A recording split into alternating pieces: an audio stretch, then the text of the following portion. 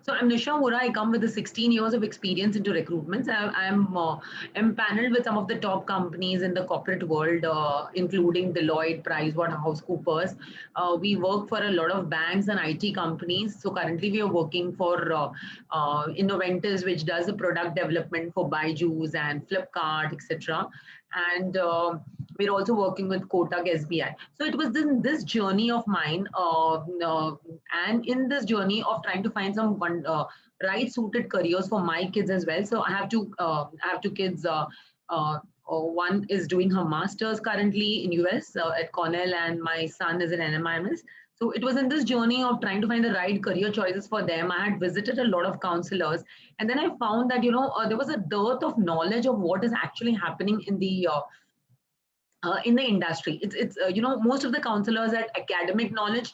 They would tell you that this is your personality type and what is good for you. But then it is very important to understand what is there out in the markets, what is there in the industry, because this kind of finally you kind of work to make a living, to make a wonderful life. And so if you find something which is in demand, which is which you are very passionate about, and there is a lot of interest in that particular field, then you are the right career. It's called the ikigai, finding the ikigai, where you kind of merge all these interests together, and then you are in a career where you're happy. So this is our aim, to help all the students find their ikigai.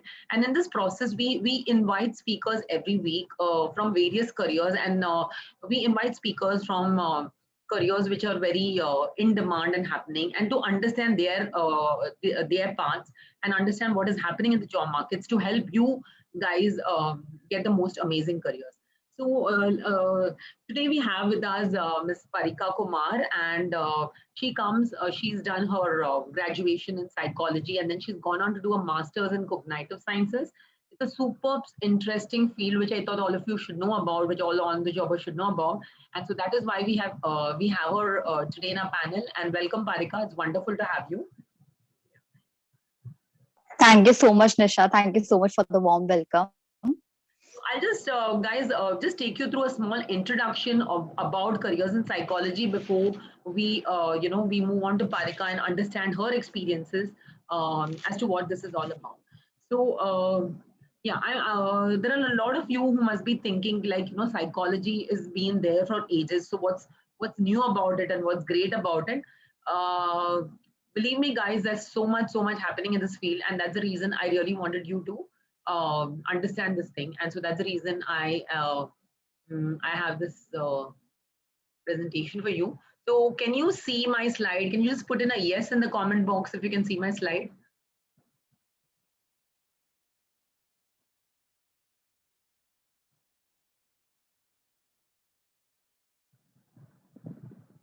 Oh, okay, I'm not able to. I have to stop sharing. Meg, can you see the slides?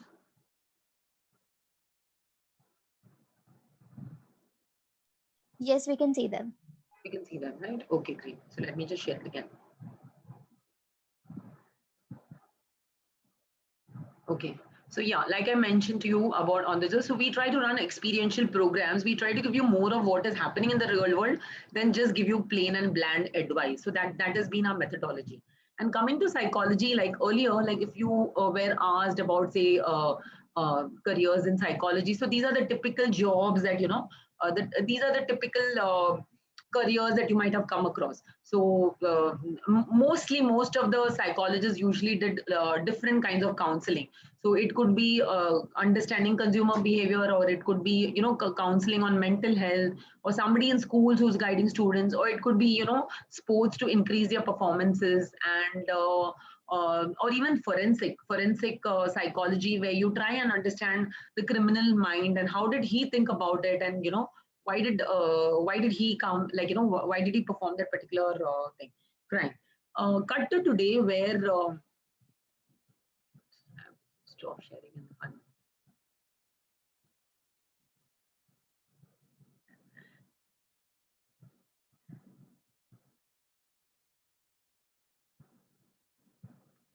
uh, okay, just a minute, guys. This just trying to get this thing done.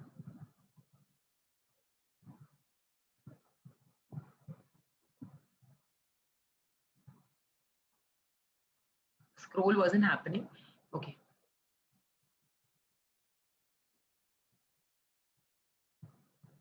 Okay, cut to today where the careers are, earlier also the careers were limited to the fields of art, commerce, science, etc. Cut to today when, when we are living in an interdisciplinary world, it's called, where, people are expected to be disciplined in multiple skills and multiple areas. So the difference today is, a person who is doing finance should also know IT. A person who is doing psychology should know about data. A person who is doing marketing should know something about consumer behavior, which is psychology. So it is the age of interdisciplinary and multidisciplinary careers, and that is a change which is existing today. The change in today's careers is that we are riding on tech. Most of the careers need to be connected on tech. They are ever changing. Millennials are looking for more work-life balance, and nowadays there's a more emphasis on EQ rather than IQ, because see, earlier we used to study textbooks and this is what used to come in the thing, but this is what used to come. Okay, this is you learn one particular skill and you'll use it 20 years in your life. And today it is all about I might be the best data analyst in the world, and then after 2 years they'll say AI has taken over and now it's your career is done. So I have to constantly keep evolving and being on the cutting edge of thing. So that is what today's careers are all about. And so like I mentioned the earlier, when psychology was more something like this. Yeah, it was careers which are very cut out, and today it has moved to something like this, where there are intersections. There's an intersection between say psychology and biology to make a new field called neurobiology, or there's an intersection between cognitive science and computer science to make artificial intelligence, and then there is an intersection between cognitive and language to make linguistics. See, nowadays that everything is on apps, and people are looking for people are say all the Googles and the Facebooks in the world are looking for people who can make these who can translate and communicate in different languages. So these are some of the things which are changing these days, and so this is the field that we wanted to get a little more understanding from Parika. So over to you, Parika. I just like to understand. Yes, I have to admit some people.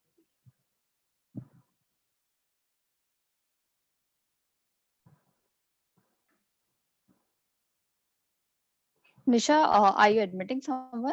You Yes, said? yes. Okay, sure. Okay. Okay. So now I move on to Parika, and if Parika can let us know about Parika, can you take us through your career journey as to first of all, what is the difference between psychology and cognitive, and why did you decide to take up this particular field, and what it is all about? Yeah. Of course. First of all, thank you, Nisha, for the very warm welcome and for setting such a nice space for the session today. And also, thank you to each and every one of you who have joined us today to understand the field better. I'm really excited to share it because I personally believe that there's a lot of, you know, imparting of knowledge that needs to be given to the exciting field, because cognitive science, especially, I mean, back when I took up psychology at that time, it was starting to pick up, and right now there's still a lot of people who get into it, but cognitive science is something that still not a lot of people are aware of. So thank you so much for joining this. I hope I can do justice to the talk and really encourage you all to get into it, or at least do a justice so that you all understand it well. Okay, so coming to my career journey, I had commerce with psychology in class 11th and 12th, and I really wanted to do an honors course in psychology because NCRT books of 11th and 12th were enough to convince me that it's a beautiful subject, and which it is, and I was 100% sure that I wanted to get into it. So I did good in class 12th. I got admission in University of Delhi. I enrolled myself in Indraprastha College for Women at Delhi University, which is a great college. The course is great. The faculty and the curriculum itself is too good. And that was when I was introduced to the concept of research, how you go about research, the different types of research, which is mainly qualitative and quantitative, how in quantitative, there's a lot of statistics and there's a lot of numbers and insights that are drawn from there. Whereas in qualitative, there's a lot of interviewing that goes on, kind of really understand people's experiences better, their emotions better, how they're feeling. So there are various methods that go into, but the end result is your findings, which you have to present in a proper manner. And another skill that I gained through research is that, at whatever level you are, there are always going to be people who are slightly older than you, and they might not know about what the kind of work you do, but they might need it. So you have to learn how to communicate your work to them, to someone who doesn't really know about it. So that's another skill that I was gaining. And so coming to psychology, so 3 years of psychology was great. I learned a lot, but by third year, I was kind of convinced that psychology completely wasn't something that I really wanted to do, because, well, in psychology, we were learning a lot about social psychology, counseling psychology, and understanding, dealing with psychological disorders, organizational psychology. So there was too much psychology, and that much psychology and that much of one subject was enough for me to figure out that this is not just something that I want to continue with. I wanted to really discover other fields as well. So that was one motivation why I shifted to cognitive science. And also one, because Nisha has told me that most of you are, people who are 11th and 12th and or at bachelor's level and looking for master's options. So one thing I really want you all to know is that, always keep your options open and always look out for small cues. And why I'm saying it is because, like, you'll come across anything. So the what really matters that you should know what you really want. Okay, so coming back to how I ended up, so while I was in my third year, like I told you that I was not done. I love psychology, but I really wanted to explore other fields as well. So at that time, I had very few institutes in India currently offer cognitive sciences. It's a Center for Behavior and Cognitive Sciences, Allahabad, is one of the few institutes that started it, where I am from. Then IIT Gandhinagar and IIT Delhi and IIT Kanpur have also now started it. So I came to know about it through a poster, which was right outside my, psychology lab. And initially, I'll be very honest that it was a threatening, because I am someone who's always, I did not have maths in class 11 and 12th. I The word hadn't science was studied a problem. science. Science was Sorry. the word science was intimidating. It was, yeah, the word science was intimidating. The word cognition was intimidating, because I know that cognition means thinking, but I hadn't used it, like, even the term and the what it entails, like, there's decision making, there's problem solving, there's storage information, there's so much that is there. And then the fact that MSc, that, like, because that's very new for you when you are at bachelor level, when you're at a humanities level, that is the staircase that is set for you, that, after BA you'll be doing an MA, and then, there are these fixed things that, you'll do MA in counseling or this or that. So it was like it was both exciting as well as threatening. But I decided to do my own research. I googled and I got to know that, there's more to that field, and it's really exciting field. The most attractive part was that they were inviting applications from people from all, any bachelor's level. You could be a doctor, you could be an engineer, you could be someone who had done BCom. The main requirement was that, you should have that curiosity be to learn how to do a research. So that was the most attractive thing for me, that, they're accepting applications from people who belong to any kind of bachelor's level. Second was that I saw that, they will be teaching programming, which is, as Nisha also So said, just that, coming to that, especially after COVID. yeah, Parika, if I can just interrupt. So I was just I was just asking you the next question about that is, so one thing is very exciting is, for everybody listening here, you can come from any field, even a doctor, a medicine, and an engineering. And the later part, or the later part of the presentation, I'll just take you through the careers where, with medicine or with engineering, what can a psychologist do. So do wait for that part. So that's one very interesting insight. And Parika, I'd just like to understand what are the kind of subjects that you did in this particular course? Like, what are the subjects that you Okay, so yeah, so as I was telling, so cognitive science is an interdisciplinary field. So the field itself was started from contributions from people from psychology, anthropology, computer science, and there were people from decision making. There were people from linguistics. So the course is, it's a 2-year course divided into like 4 semesters, and the first year is completely to kind of make you understand the course better. So in the first semester you have mathematical models of cognition, where you kind of try to understand how, let's say, something like linear algebra can actually be applied in machine learning and artificial intelligence. Then there's programming, so that is where I learned Python and R, which is like amazing. I think I would recommend, like, no matter whether or not you decide to go for something like cognitive science, but do learn these open sources, because they're extremely important for statistical analysis. They're extremely important nowadays. Especially, you would have noticed that how much technology has gained importance, especially since COVID happened.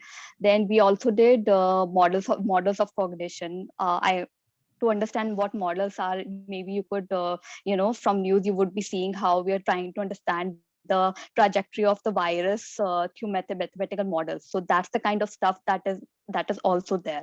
Then we did linguistics, we did culture and cognition, and there's a lot of neuroscience. There's a lot of, because cognition is all about our brain, so we try to understand how our brain functions, how impairment in any kind of brain region can have effect on you. So that's pretty much what the first year is about. And the second year for you is completely very thesis heavy. So second year is when the courses number of courses reduce, and you have to come up with your own research. You have to design your own experiment. You have to come up with method, like how are you going to go about your research, how are you going to present it, how are you have to collect data from participants. So all that is what happens in the second year majorly. And second year is also the time when you have to decide whether you want to go to academics or jobs. And based on that, you also have sufficient time to prepare to either whether to go for a PhD or for job roles, which we will be coming to later. So, Panika, I just wanted to understand. So, you were telling me about some wonderful research you're doing regarding COVID, and I think you're using your whatever you've studied in cognitive sciences in this research. So that is one, and also I heard you mentioning a lot of maths, and a lot of these students currently don't have math. I mean, a lot of especially psychology people who pursue that, they take that sometimes because they have a phobia for maths. So does that come? Does that affect your chances to be a good cognitive scientist? And what is the kind of work you're doing currently? Okay, so let's kind of bust the maths phobia first. I am someone, see, the very fact that I took commerce with psychology in class 11th and 12th, and I completely dropped maths is, like, that was a major reason that, I myself was very skeptical, very I used to feel threatened because of math, but things that you are scared of kind of have a way of coming back into your life. So I think that is what kind of happened with me and cognitive science, because it was in the first semester, mathematical models of cognition, and and then it was also core subject, so I couldn't really escape it. But when you get into those kind of fields where the nature of the field is interdisciplinary, and they ask for people uh, who are from all kind of background, they teach you everything from scratch. So don't worry. I am someone who had studied maths after 10th, and I directly started it, and then I did some statistics and psychology as well. But it's pretty easy. It's not pretty easy, but it's okay. It's not like, they will teach you everything from scratch, be it programming. I know I don't know about you guys, but the math and programming were two things that I was really, really scared of. But we all did well. I mean, I'm gonna speak for all my classmates as well. It was a small batch, and all of us did well. Anyone who comes does well, because well, first of all, you have the motivation to excel, and also the fact that you are taught those things well. So don't be scared. Don't hold yourself from applying to such a field because you aren't too good at math. Because see, I wasn't too good at maths either, but anyway I studied it, but I also had my own interest. I am more inclined towards, applications of and in the field. So that is what I ended up. That is the kind of job that I started looking for myself. Someone who's good at math, maybe you are someone who's good at math. Maybe you could, get into modeling of cognition and all. So it's really up to you. And don't worry again, because there are other subjects as well. If you think that, marks is something that you're worried about, even if you don't do that well in a subject like math or programming, you can compensate it in other subjects, like how I did not know math and programming that well, but I did know statistics. I did had some knowledge of psychology. I had some knowledge of, neuroscience, and also I made up for my marks there. So don't hold yourself from anything. Marika, you were telling us about the kind of work that you're doing, and since it's a half an hour session, we'll have to keep the answers brief. So, the kind of work that you're doing currently, what kind of this research, COVID research you're doing like right now?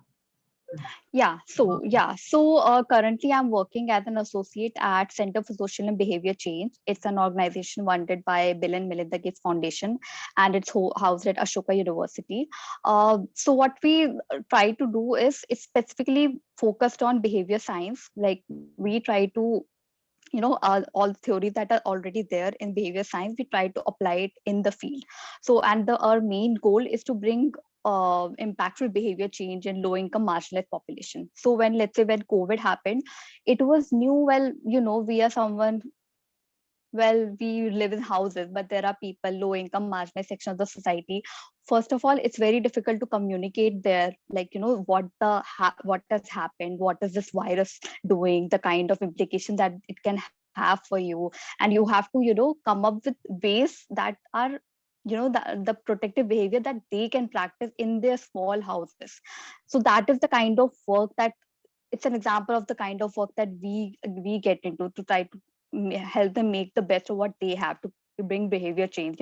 Hand washing is something that is specifically very important at the time of corona. So how do you make people wash their hands for 20 seconds? How do you tell them the correct way to do it? So there's basic nudges that you design. So that is the kind of work that I am into. We're also we do a lot of on the ground research. We try to understand that, let's say, how are the health and nutrition services that are implemented on the ground, how are they actually taken up by the people who are supposed to get them, how are they received, what are their experiences with these services, are they getting what they're supposed to get, and do they have anything, and what can we do to change, what can we do to make their experience better.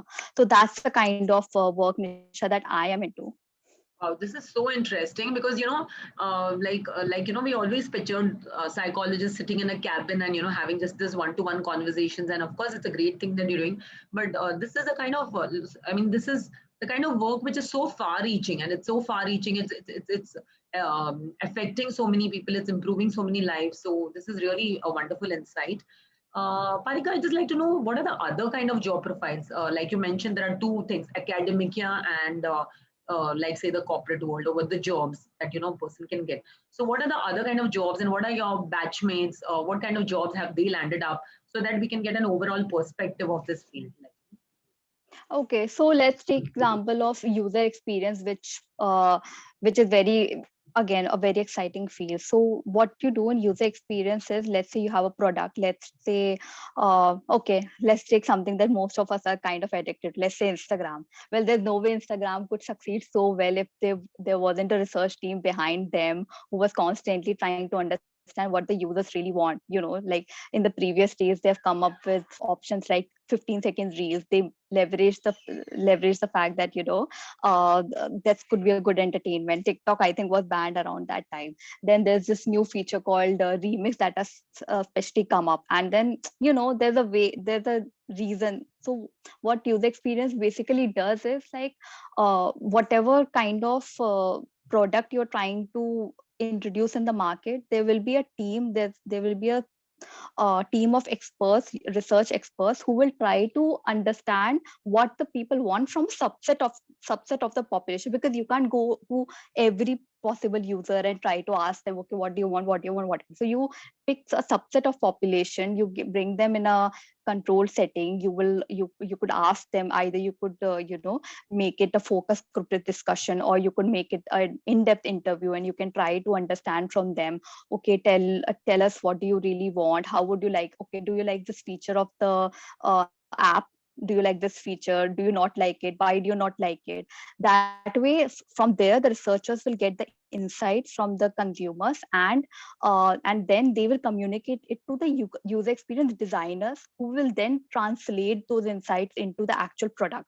So that is one field, that is user experience was the first one, is the most In demand, right? popular among people. Yeah, not demand, yeah, demand of course, but also user experience is an evolving field. It's very new, and they really need people from backgrounds like psychology, anthropology, especially, I mean, the field that are focused at understanding human behavior and interactions. Then there's other kind of research based work that is happening. I think I mentioned to you, Nisha, like there's a lot of marketing kind of focus work, where people are trying to, they want to understand how to give consumers the particular choice architecture, so that like design the prices in such a way that the consumers don't feel hectic, they don't feel tired, like when you go to a website, if there are too many options, someone can get very overwhelmed. But if you give specific number, let's say four or two options, that is going to look more pleasing to the eyes. Then another a very important application is of course there's a friend who's working in she what they are doing is so there's this waste management program in schools, and they're trying to trying to convey to the students there how to go about it. And so for that, they have in specific intervention programs that they've designed, and then they're going to experiment with it by actually offering it to the people, so offering it to the student themselves, and then try to understand whether or not they're getting what the aim is, like the aim is to reduce waste management. Are they really, is this intervention really happening?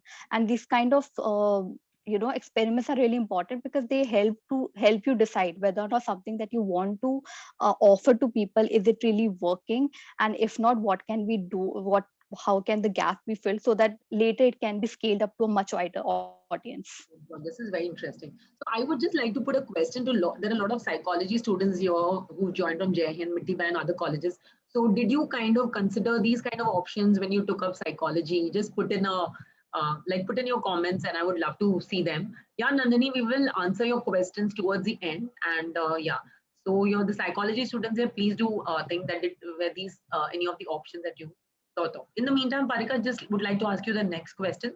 So what are the masters, what are the career, usually the academic path? So right now, liberal arts is so much in and things. So majors, I mean, what do you say?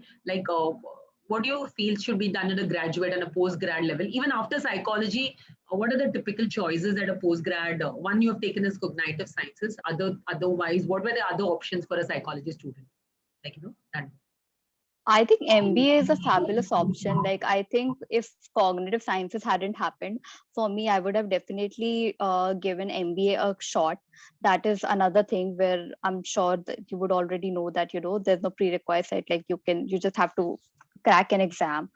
Other than that, I think whatever sails your boat. Like, I have friends from, so this is a great institute, Tata Institute of Social Sciences. A lot of people from my batch have gone there, and they're doing amazing. Like, some of them have, instead of going for counseling and clinical, some of them have got into specialization in social work, which is extremely important. And there's a lot of communication work that happens. So those are some other options that I am aware of. So definitely those are worth exploring.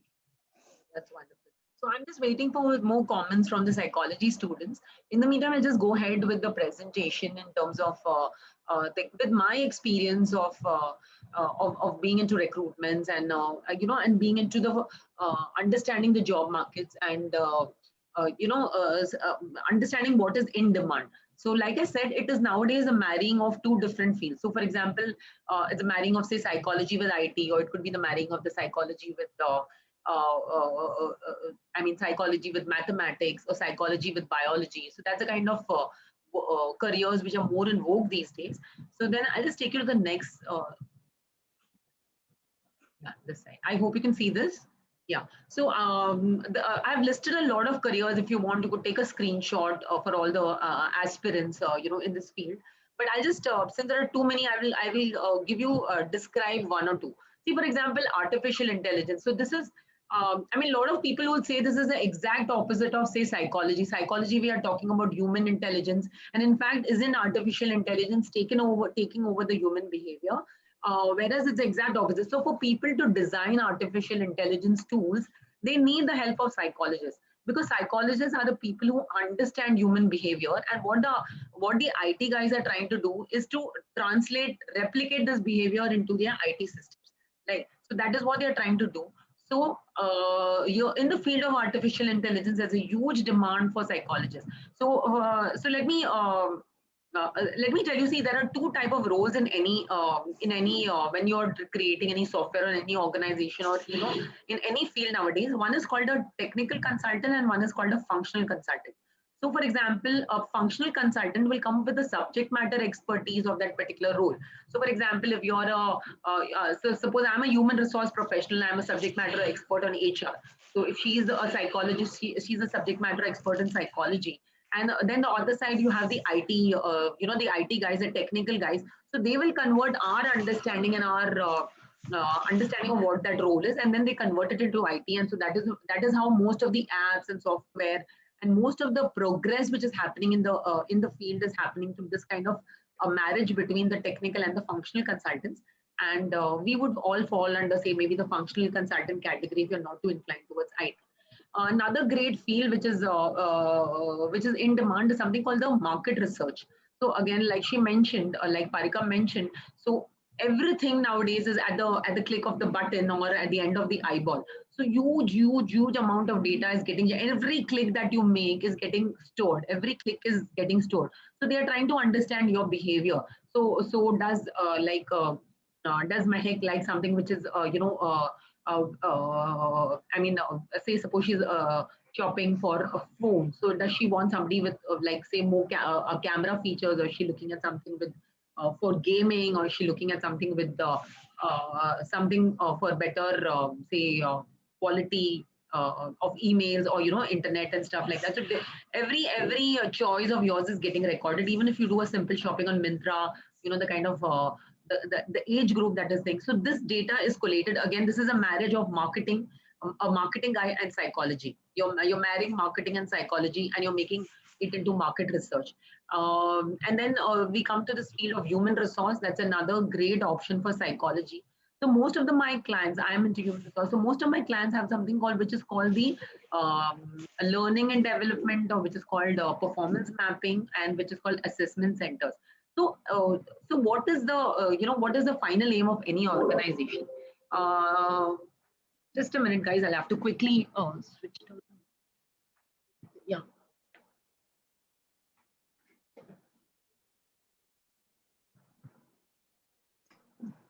So sorry, it was just a battery issue, and yeah, I hope I'm on right now. So human resources is a company needs to make profit, and when they are trying to make profit, they need to employ such two wonderful people. So you can imagine, see, take Google for example. Larry Page just had that first idea that you have to run a search engine. But after that, look at the number of products that Google has come up with. They've come up with the Google Lens, they've come up with the Google Map, they've come up. Not all this was conceptualized by Larry Page. They did it because they were able to employ such wonderful people. They were able to employ people who had that capacity to think ahead. And this was done by the human resource team. And so the human resource professionals are a lot of psychology students who are understanding behavior, who are understanding high potential candidates, who run assessment centers to see what kind of, whether this person has leadership qualities, or does he have the ability to innovate and think ahead. Human resources is another wonderful field which you could take up with psychology. there's this thing called design thinking, which Parika almost already touched upon, which you see, you design a product based on what the user experiences and what he wants. For example, when the iPhone was launched, what was the most attractive thing about that thing, which made people pay 1 lakh rupees to get that phone? And that was those three cameras at the back. If you see all their advertising, it is those three cameras at the back. They realize that the most important thing for people was to click wonderful pictures. Most of us don't use most of the features on the phone. The important thing that we do is click pictures. So they kind of highlighted on the fact. So this could be because of years of experience of some psychologist who is got into who's thought about what the consumer would want, consumer behavior, design thinking. These are different fields. Gaming, for example, gaming again. A lot of even research like Starbucks. When you log out of when you check out of Starbucks, when you're standing in the line to pay your thing, they give you an iPad with a game. Where you can it's a game where you can quickly choose which coffee you want to make, say mocha and things. So based on that, they understand, in that particular region, in that particular territory, what is popular. Say mocha is popular, or say what, and then frappe is popular, and based on that, then they bring out the next few products. So all the time they keep the customer engaged and consumer engaged. This again is marrying gaming. Gaming is again marrying psychology to your IT. So there are lots and lots of fields within this particular thing. If you want to map, if you want to chart out your career course and your thing, let's understand what you're requiring. You can we can meet up, we can understand what your particular skill sets are, and then chart out a course accordingly. Parika, just one last question about neuroscience. If we can just understand how a career in neuroscience could be made. And guys, if you can please type in your questions, and then we can take the questions after this. So this is a specific question, career in neuroscience. Yeah, so what kind of careers could a person build? Like neuroscience is a merging between psychology and biology, I guess. So Yeah. yeah. So, great question. Of course, there are applications specific to neuroscience as well. So, I am not sure whether you all are aware, but so there are these machines called, EEG and fMRI, where they put electrodes on your head and they try to measure your brain waves to kind of understand what's really happening. So that is another kind of industry role that you could get into, where they use those kind of equipments to try to to gather the neurobiological evidence and try to study what kind of emotions you're feeling while you look at something, and that is how they try to. So there's a lot of when you see the colors, there are specific colors that are really warm to your eyes and really makes you feel good. There's specific type of web pages that are designed in accordance with how a person really would prefer it. So that's another kind of application for neuroscience in jobs that I'm aware of. Okay, that's wonderful. So this is So Nandini, there's a question from Nandini who's asking about how can we go about with research papers on psychology at the graduate level, and is there how do we start, and where do we go to choose? So Parika, any idea about that? Can you do research in at the graduate level? Of course. Like while it's totally up to you. So I don't know how many of you are into internship at this level. I'm not sure, but also there are enough opportunities that the colleges give you to, apart from your curriculum, that what you're doing, you can also do your own research, and actually that's a very great way to get publications as much as possible. You could do your own research study and also present it at specific. There are a lot of conferences that happen at, especially let's say example of DU. So let's say you are part of one college, however when a conclave or when a seminar or something happens, you have the opportunity to submit your abstract, and then there's a very rigorous procedure where they also choose who can later present it. So that's kind of your own it's kind of up to you. However, I would like to say, like, if you want to know how to start with it, maybe I'm not sure what level Nandini is at right now, but there are, of course, you could whatever field you're interested in, whatever topic you're in. You might be someone who is interested in, let's say, emotion. So go to Google Scholar, go to JSTOR, go to Sci-Hub, and kind of try to understand the kind of research that is happening. That read those abstracts, read those papers. Don't overwhelm yourself. Read those papers and try to understand the type of specific kind of research that you are into. Go through various topics that will really help you decide what kind of research you want to get into. So that is a wonderful way to go about it. But also don't stick yourself just to the academic papers. Also simultaneously you can try to look up how is that particular thing being applied in job markets as well, and I'm sure you will find enough sources. So End of the I presentation. hope that answers your question. Yeah, end of the presentation, just put the site. Like suppose I'm looking for a research project. Like you said, I write a paper, but I need to publish it somewhere or think what are the areas or which is the like universities or something. How I can reach out to those people where I can actually even ask them whether I can publish. So if you could help us with that. And then the next question, Kamna, like okay, Kamna is asking what kind of pay scales. I think there are so many different fields over here, Kamna, that the pay scales are so wide apart, and it's really very Yeah. difficult to put a figure to, like for example, a Yeah. UX designer I know because I was just recruited for them, could get anything like a starting salary of say 5 lakhs 6 lakhs per annum, and then it could go to, and then see, these are fields which are your skill oriented. So the more you build up your skill, it doesn't matter. See, there are people who come with 10 years of experience and they might not be skilled enough, and there are these youngsters who are just 2 years of experience and they are so skilled that you can make things. So it's especially this field is very thing to put up a figure in it, and it really matters a lot on how you go about building up your skills, especially in designing and things like that. Right? Also, this is a lot about supply and demand as well. That it could be a field that is let's say AI. A lot of people are kind of scared of it, but it has huge applications. So I think someone in AI earns way crazier than most of the other people. So yeah, of course, like how Nisha said, you can't really put a number to it because there are a lot of other factors that are. We can discuss that and then it keeps going. So the next question is, can you give an insight into military-related psychology, dealing with soldiers and PS from PTSD, etc. Isha, so any idea about that? I mean, Parika, how does she go about that? Which area of psychology should she be in, like specializing in that way? I think in armies and all, there are specific positions for counselors that are available, and there are specific exams for that. So you could definitely look that up. Do you especially want to go in army,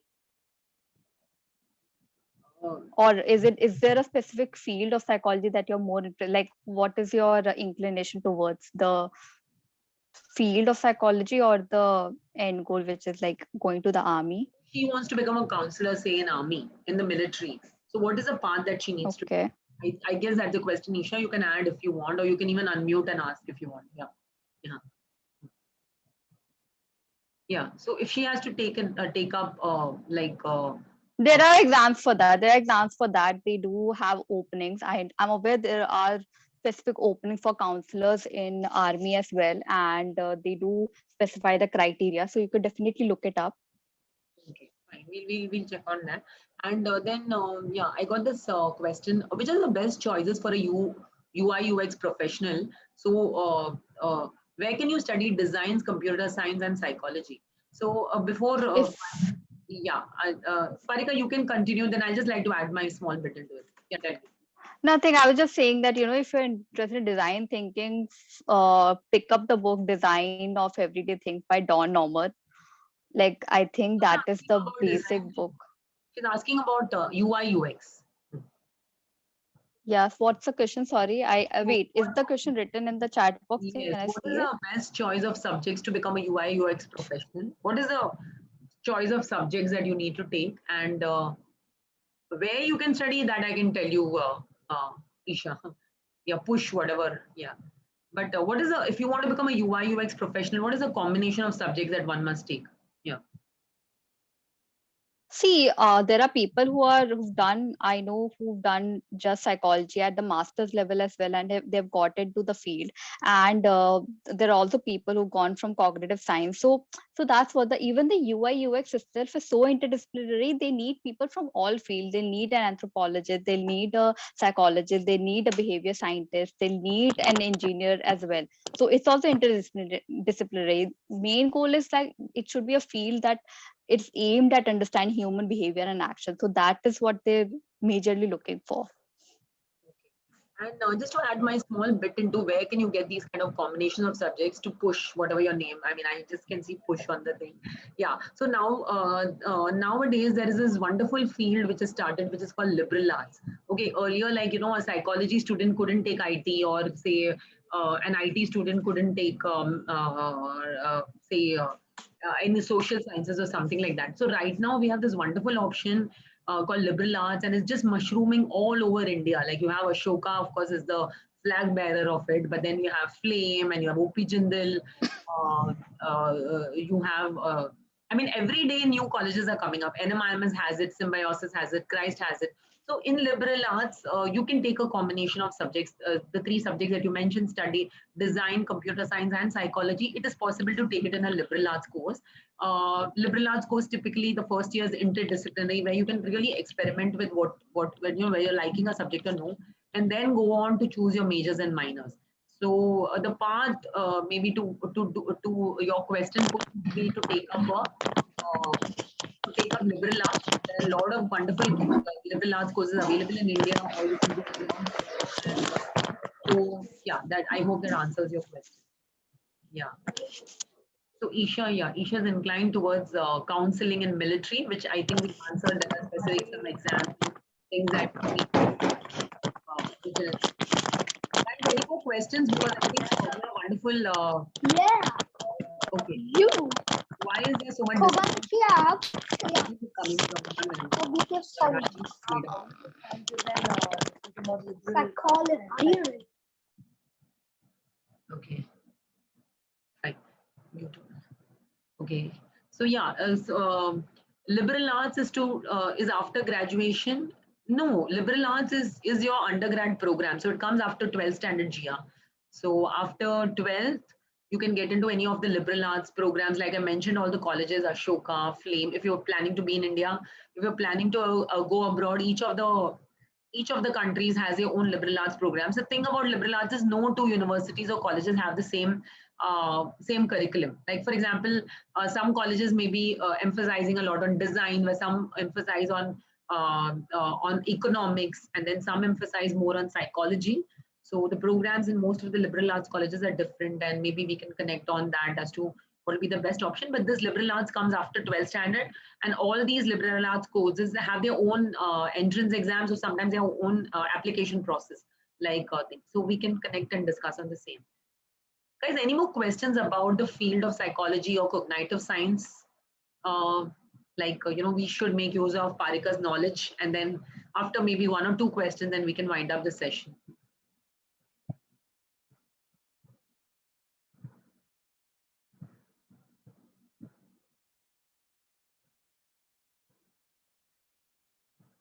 Okay.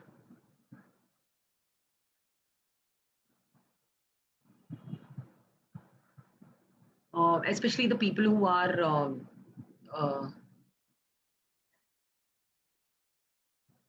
already doing psychology currently. Any questions from any of you regarding the same?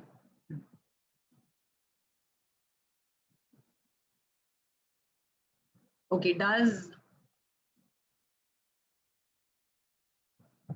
11th and 12th, what is NUDG nudge unit offer internships to standard 11 and 12? So are you talking about where Parika is working, right? Yeah. Yeah, you want to know if there are internship opportunities at 11th and 12th level? That's the question. So Okay, I am definitely sure that there are internship opportunities at the undergrad level. However, the best way to, I am not sure about 11th and 12th. However, everyone does encourage, if you have that curiosity, everyone does encourage you. So you could write to them and ask them the same question. I am actually not sure whether they do give it, but it's a wonderful thing to do, honestly. So I would definitely encourage you to write to them and ask them whether or not they are taking interns right now. Okay. So, the question, to answer your question, how to get in touch and how to get information, guys, I hope all of you have LinkedIn profiles.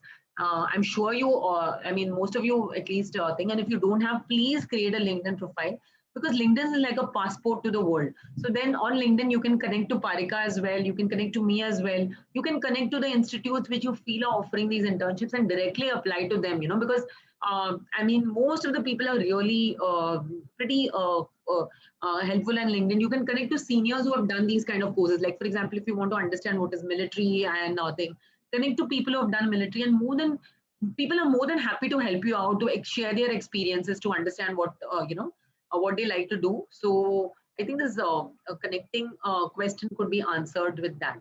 Okay, so one question, we have one more. Uh, uh, uh, can you elaborate on investigative psychology? So you're asking about forensic, right? Investigative.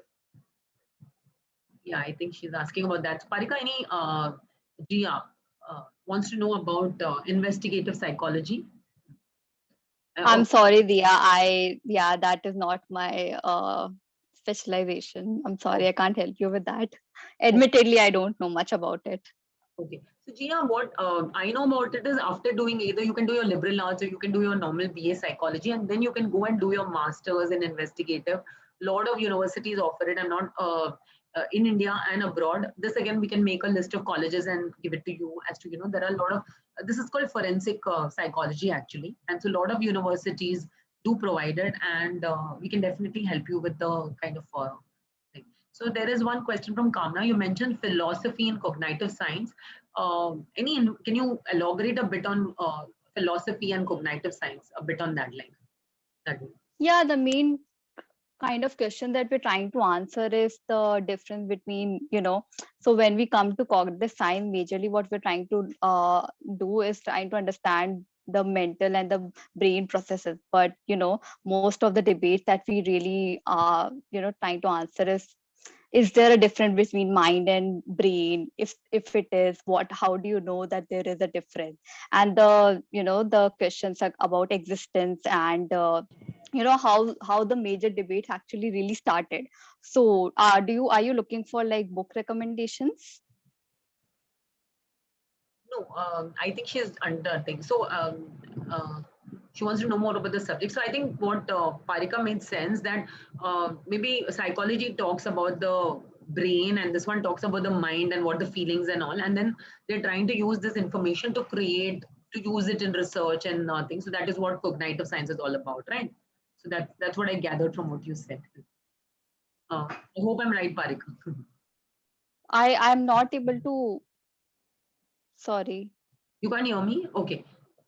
So what I gathered from your thing is, psychology is what about how the brain works, and philosophy is about the mind works, and a debate and trying to come to a kind of a common area which can be used for research and which can be used to uh, derive information which can be used for public use, right? That's what this is all about. So I hope, Kamna, that answers your question.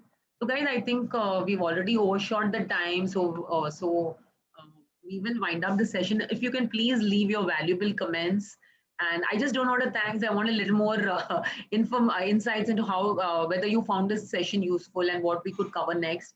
And like I mentioned, please do follow our Instagram page On The Job, because we give you a lot of information about various topics. We also put up a lot of internship posts, etc. Every week we try to put up at least one internship post which is not there on Internshala or other places, so that you can get the exclusivity. These are the internships which are gathered from my clients, etc. So make sure that you do follow us on that and to get insights, and we keep post because the stage where all of you are in, stage from grade say 9, say 10, 11, 12, or even college, it's all about It's all about gathering information, gathering knowledge, understanding, because it is not as simple as before. It's not about fields being slotted into engineering, medicine, and psychology. There are so many interdisciplinary stuff that can happen. So we'll be really happy to kind of help you with that. Yes, jobs from through on the job for masters. Yes, definitely we do that. I'm a UCLA certified career coach, and we do help you with your to make your career plan right from your school. We call it classroom to boardroom. So it could be your masters, it could be a PhD. We can definitely help you out, Nandini. So you can connect with us on the mail or wherever you got it from. Right.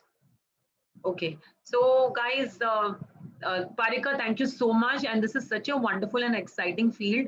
And I'm sure a lot of the people present today are going to be coming to you maybe years later and saying that this particular session gave them so many insights and so many things that we didn't know about, like say neuroscience. And there are so much of research. There's UI, UX, and then there is artificial intelligence, which would never otherwise connect to psychology. So so this is great, wonderful. Thank you so much for joining us. And Thank you so much, Nisha. Of course, you all, like Nisha said, you can, even reach out to me on LinkedIn with any kind of queries that you have. great, great. Okay, guys, I hope all of you enjoyed the session. I'm keeping it on for 5 more minutes for all your comments and feedback.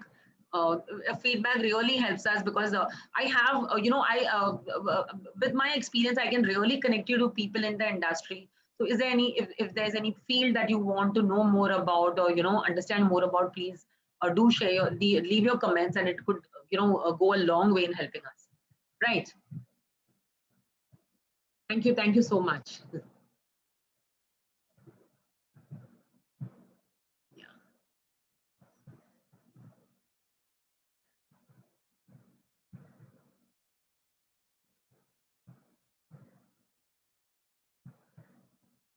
So thank you, Kamna. Parika, the Kamna is thankful to you. What happened? No, Oh, yeah, thank you, everyone. yeah. Everyone, all of you who have joined, thank you so much for taking out precious time to listen to my career story. I was prepared to answer to stick to the time limit, but if there are more questions, of course, please feel free to reach out to me on LinkedIn, and I would be happy to get back to you as soon as possible.